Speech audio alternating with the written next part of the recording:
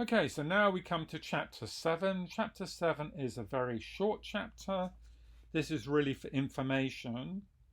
So the learning objective is to understand the use of computers for statistical analysis. That's perhaps a rather strong objective under the circumstances. I'm just going to try and explain to you here some of the options if you want to use computers for statistical analysis. So that's not necessary for this course.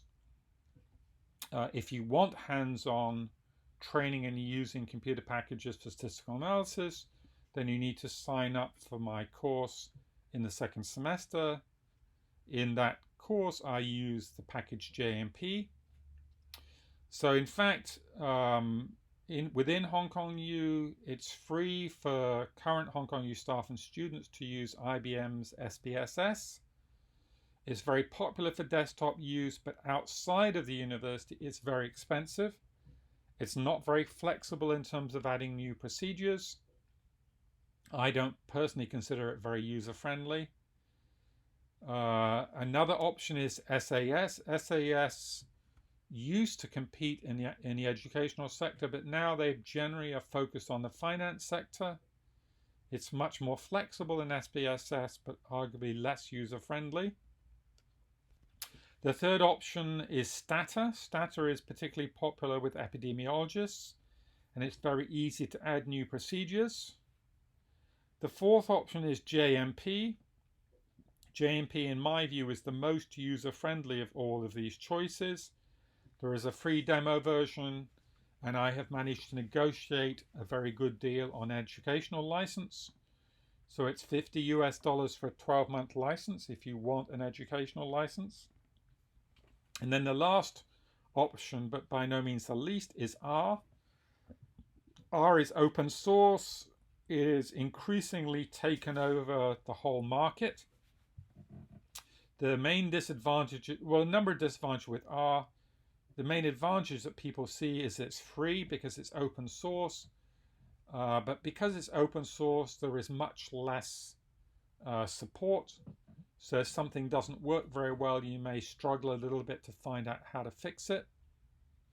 It's not so easy to use. There are some menu-driven options for it, but they sometimes break. So it's not as easy to use, but in the long run, it is going to win over the whole market. There's no question in my mind.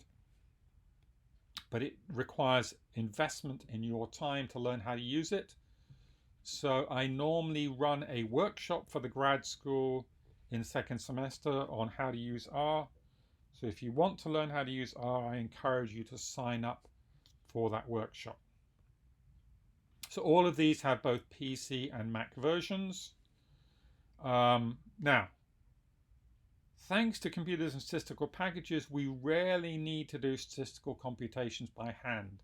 So I'm generally not going to ask you to do anything by hand except for some of the graphical things we're going to look at in the following weeks. I'm not particularly interested in talking about the statistical formula other in the sense that they give you the concept.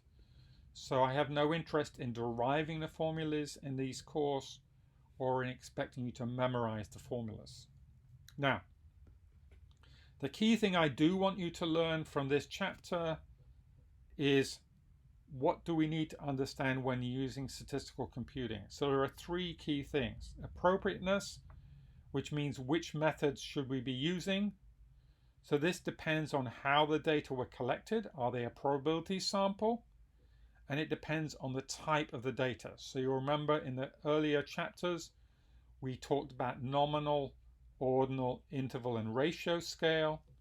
So that is very important in terms of which statistical methods we can apply. Secondly, interpretation. When we get results out of a statistical package, how do we interpret those results?